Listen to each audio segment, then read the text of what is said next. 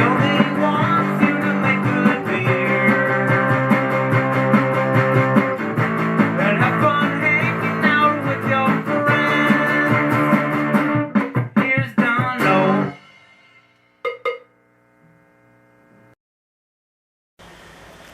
Today on the program, we are going to be using Kvike yeast slurry like I did in this video. Now, in this video, it was year-old Kvike slurry. Today's experiment, it's a couple months old. It's the Stalgen Kvike yeast that I did a video on. So basically, the beer is sort of nondescript. It's just this for the grist. I have miscellaneous hops here. That's low-ish alpha acid. I think I have a little bit of Hallertau. I'm just going to throw those in for bittering. So the experiment and the points of interest today are, is this slurry going to work okay? And I'm going to kind of try to do something to make it not be as Kvike-y, which basically means use more of it. If you use less of it, then boiling some volume down here.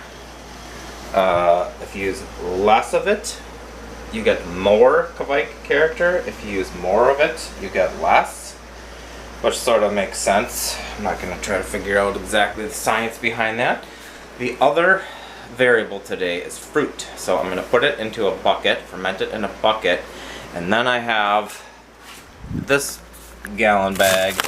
I have 3 of these gallon bags of raspberries, which are about 4 pounds each. I'm not going to use all 3. I also have probably about 2 pounds of plums that are in the freezer. So I'm thinking about, maybe I'll weigh it total, but maybe it'll be like around 10 pounds of fruit after the primary fermentation. So it's going to be a fruit wheat beer with the Kvike yeast. It's hot. It's another reason I want to use this Kvike yeast, is it's temperature tolerant. The boil is coming to a boil out in the garage. I gotta go check on that, but that's the intro. Let's get to work. Did you all know they're taking away my Netflix DVDs? End of September.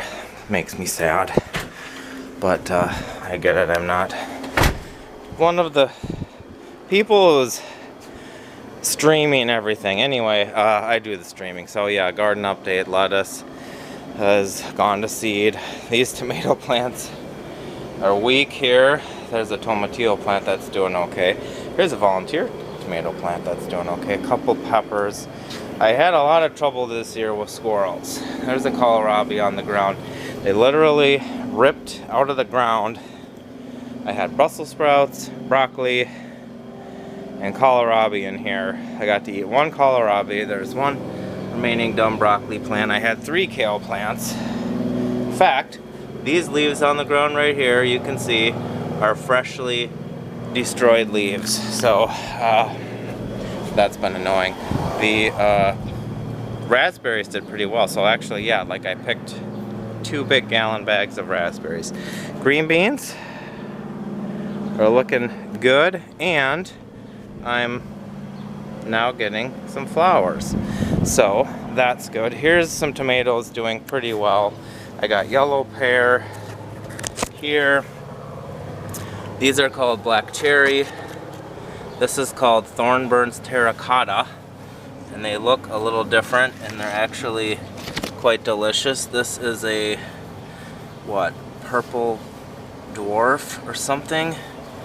I forget what these more cone-like ones are. And then back here is like Dad's sunset. Those aren't coming in yet, but those are doing all right. Got a few radishes, got a couple cucumbers. This whole patch is not doing that great. I got a lot of cucumber plants, but not a lot of cucumbers. If I don't have a lot of pollinators, I don't have a lot of female flowers. Had some cilantro, but then here's the back corner. You can see the hemp plants towering above. These real pretty pink flowers here. And also now, you know, this has just come out in the last day or so. This is like a first flower on these sunflowers that are doing pretty good. But, you know, I always enjoy watching this stuff grow. There you have it.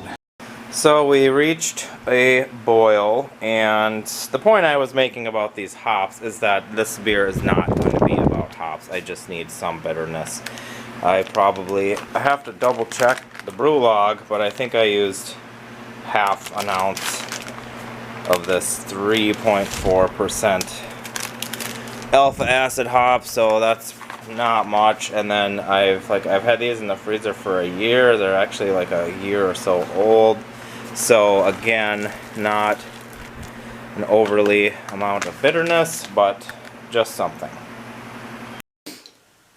Okay, we're gonna take the next step. This is the slurry from this beer, which at first was cloudy and a little more kvaiki.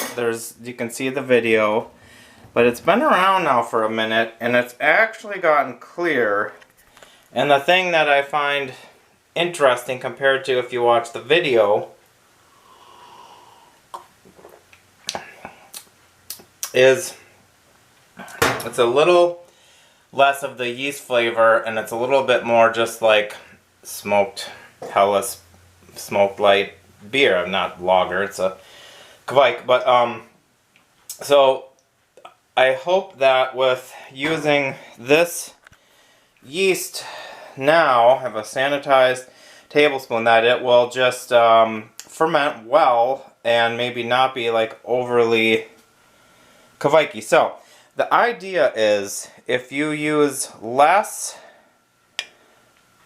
of this yeast, it will then, I don't know, work harder and get its flavor in there.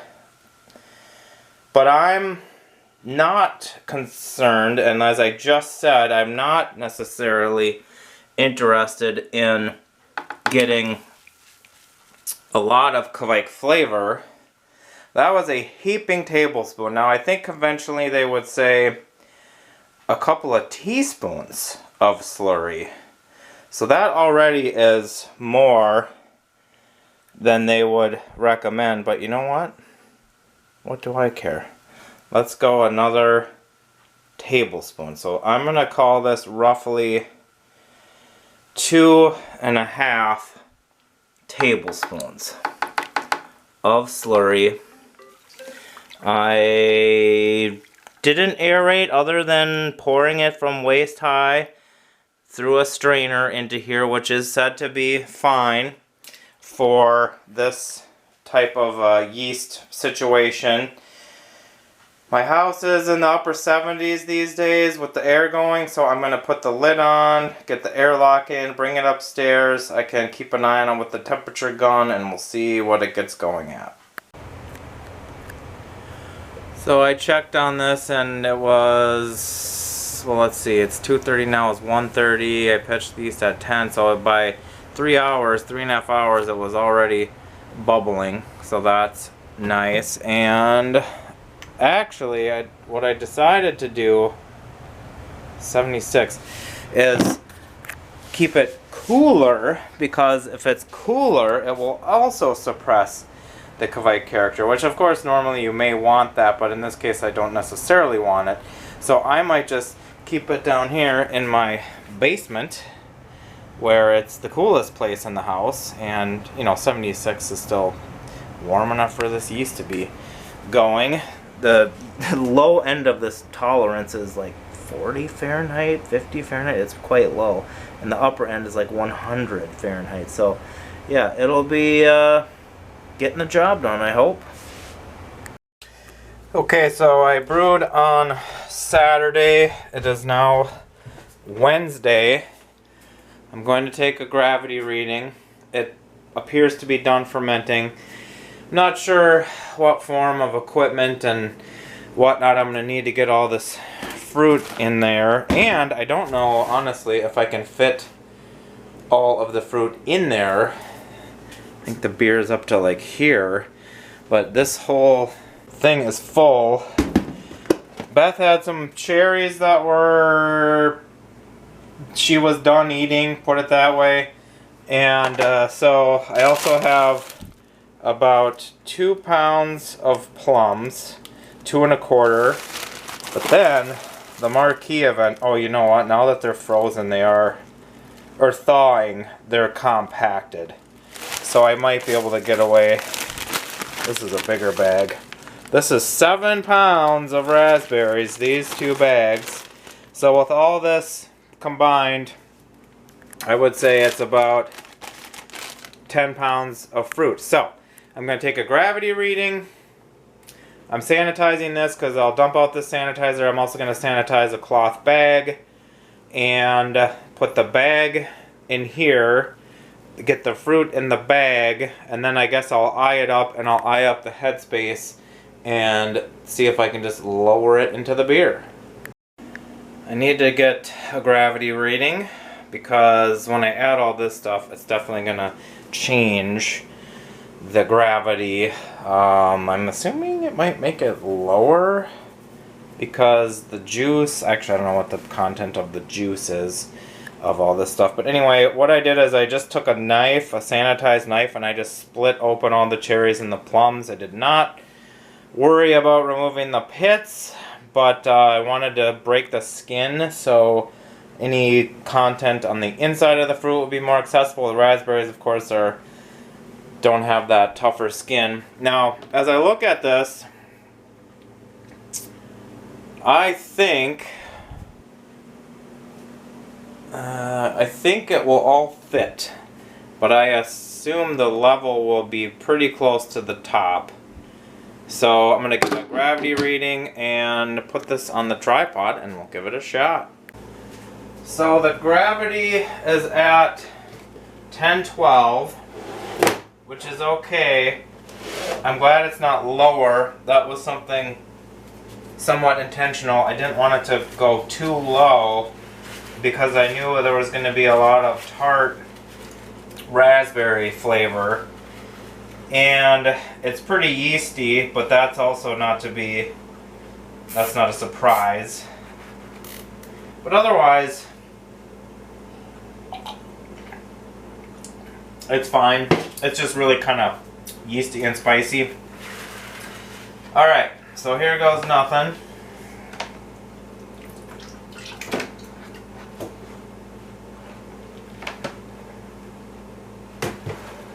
Alright.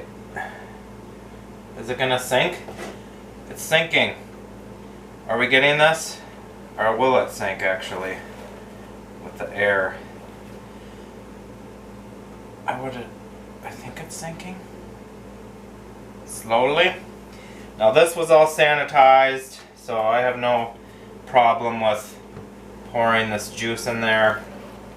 I mean, this is also personally why I waited until after fermentation, so then there'll at least be 5 or 6% alcohol in there to you know, inhibit any additional like baddies. But yeah, that's what it looks like right now. It will not look like that anymore. Even right now it won't. But okay, that's all it's gonna fit. I'll probably end up with more than 5 gallons. I thought about trying to make like 4.5 gallons, but then I thought if I get a little extra, I can either just bottle it off or just drink it still.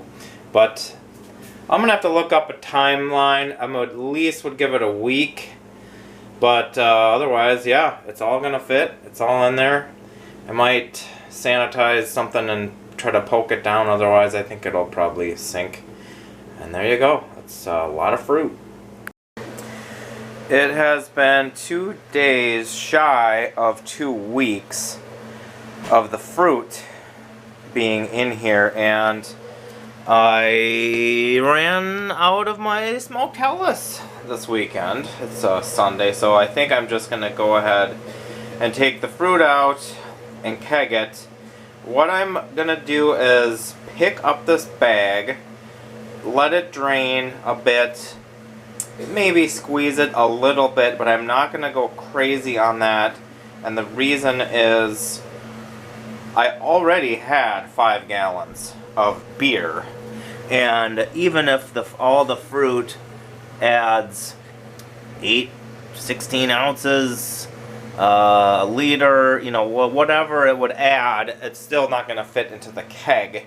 So I just might have a little bit to put into a glass and drink. So if I want to, once I pull the fruit out, I'm going to let it drain, squeeze a little bit, I'll set it in here. Then if I want to, I can squeeze even more, and whatever I want to accumulate out of this brewing tub, I can put into a glass if I want. But anyway, curious about the gravity reading, I'll get that, and if I don't report on that today with like an initial sample taste check, we'll definitely report to it in the final. So here is the hydrometer sample, and you can see the lovely color. I wonder if the foam will have a pink hue. I'm writing it down as 1010 as far as the final gravity. I did get 5 gallons in the keg, but I didn't really get a lot more extra than I thought I might. I do have this. Oh, look how much that's settled already. This was what I squeezed out of the fruit bag. This glass is actually larger than a pint. And it was all like a milkshake. And so what I'll do is it'll just settle out, and I'll just kind of drink or pour off a little bit of the whatever's left. But let's get a first taste of this. I expect this to be pretty much all raspberry. The plum was not as much fruit, and it's a subtle fruit anyway, and kind of the same with the cherries. There wasn't that much. It smells of raspberries, tastes of raspberries. I can get a little of the fact that it's actually a beer and not just a raspberry juice, but I will say it's predominantly raspberry. I think it's good. It's not overly tart. I think the carbonation might make it even a little spritzier and edgier. It's pretty good. It's a raspberry wheat beer. I mean, that's what I was going for. I think maybe it could be a smidge sweeter, but kind of figured it would go that way, and we'll see what people think. We'll see what the population of the people that get to sample what they think of it. But you know, it's roughly what I was going for, and now it's gonna carbonate. We are gonna try this fruit beer. It has been in the keg. Here, we'll go like this so we can do a screen. Here, you guys hold up your glasses and sort of, we'll do I can do a still picture. There, that's perfect. There we go. It has been in the keg a month and a week, a month and a couple of weeks. But first, welcome to my very special guests, Johnny and Ivar, straight from Norway. They have been here 2 weeks. Yeah. Last night. Finally getting them in a video. There's going to be hopefully some Northern brewer videos on the Kveik brewing demonstration, traditional brewing techniques. Maybe Chip. Chip has footage from Norway that he is sitting on. He'll hopefully see the light of day one time. But yeah, these guys, one of their big reasons for coming over was to do some traditional Norwegian style brewing and demonstrate 2 or 3 different processes. There was a raw ale, there was the extra smoky wort, and then there was the Heimabrig, and the boiled mash. And the boiled mash. And we went to Oppskaka the other night and drank some of this stuff. That was 3 days old, and that was fun. We have some dogs on here. But anyway, back to this crazy beer. Skål. Skål! It got down to 1010. Actually, that was the kegging final gravity. I know I said I was going to take a reading. I think that's a different dog now. Yeah. That's like this one, because we had one over there. Yeah, they have all over. Anyway, I was gonna try to figure out what was the gravity, then I added the fruit, then what's the gravity of that, then what's another final gravity? I don't really know. So you guys have had this beer one other time, maybe two other times. What can you say about the fruit character? It's mostly raspberries, a little bit of plums, a tiny bit of cherries. Do you get anything other than the raspberries, really? I could say I get at least the plums is a bit rounded. That's a good term because a plum is a sweeter, more rounded flavor than the sharp, acidic tart raspberry. It's not too apparent though. No. I brought a plum mead that we might get into, and that tastes like plum. It's only plum, and you can get like a little bit of the plum character, but this I think is just a lot of raspberries. It's not a lot. It's like it's not overly bitter that you It's not. kind of get when you get fruit beers. Mm. It's mild. It's easy drinker. And It's not a fruited sour beer, no. so that would be extra tart and sour, and that might be too much with raspberries. But even with ale or beers with fruit, you can get quite a lot of sour taste. This is not sour at all. Okay. Dry, fruited, Mm. very good. Dry. Yes, I agree. Like the gravity came in at 1010, but if you told someone it was lower than that, I would believe it. Yeah. But it is kind of dry, Finish dry. kind of a Finish very thin dry. finish. Yeah. What about any possible Kvike character? Not a lot. Or I would say in these brews, the other flavors overwhelm. Mm. But as a component that might be pulling off some other flavors, I don't know. Mm. That's a good point. You'd have to make the beer and separate it and do one with a different yeast, like a clean ale yeast.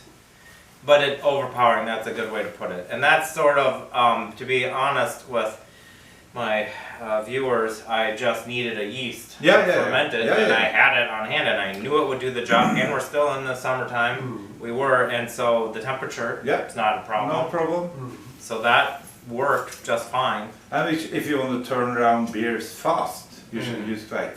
Because it's pretty non-phenolic and you get all the benefits. And you can flavor it as you want. You made the point the other night, if you wanted to make an IPA with Kvike and ferment it warm, you would get like an extra kind of fruity IPA. You could choose hops that would complement that. So yeah, this was fun. You saw the footage of, it's more work doing the fruit, and the brewers that make these beers, especially on like a commercial scale with like hundreds of pounds of fruit, I don't know how that's just gotta be so much work. Oh, there's the Jonas's little stuff, fox or a bear or whatever that is. That's a timber wolf. Oh, okay. Yeah. Okay. Minnesota timber wolf. There you go. But yes, I mean, it came out fine. Like, you know, you always look for, is there something wrong? Fruity, No. easy. It's not that sharp. It's I wonder if it's gotten mellower, because I feel like, or maybe I'm getting used to it, because I feel like it's but we pretty tried. strong tasting. We tried it the other day as well, and it was. Then we tried a lot of other beers, so a bit numb, but this one is clean. Yeah. Absolutely. Well, you guys brought over some of your beer from Norway, and that was really fun to try, and you sent it through the mail previously, and so thank you for sharing those beers and your knowledge, and it was so great to have you guys be in the States. It's so cool to meet you guys. Yeah. That is a real big We've thing. we've hung out a bunch of times. Not as much as you were with Chip basically every day for this whole process, but I've been fortunate to hang out with you guys a few times, and we saw one more night. So there you go. If you guys have any experience making fruit beers. What kind of fruit do you like? Do you have tips or tricks? Do you put it in? When do you put it in? This one you saw I did it like, I think after it was pretty much done fermenting, just so I could not worry about the fruit having any sort of like stuff that was gonna cause any problems. Yeah. If there's already alcohol in there, but yeah, and also I think it looks very lovely. Yeah. All the, like the red, Nice color. pinkish Oh yeah. Yeah. color. So we're gonna carry on with our evening. Thanks for watching. Catch you later. Just try it. Just Yeah, come try it.